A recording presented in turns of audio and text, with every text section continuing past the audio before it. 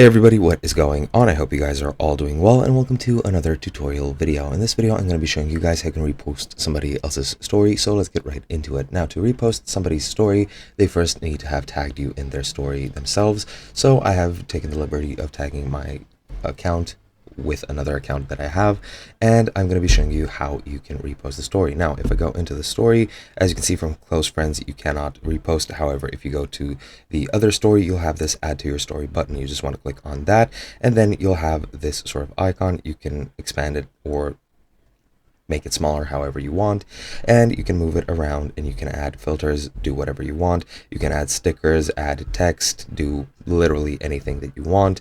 And now that I, for example, I don't know, let's say I add a poll, just something like this, and click done. And now let's say I've put it there, and now as you can see, if I go ahead and click close friends or my own story, I could very easily just post it like this, and now I've added it to my story like so. And that's literally all it takes and all there is to it. Hope you guys enjoyed, and I'll be seeing you guys in another video.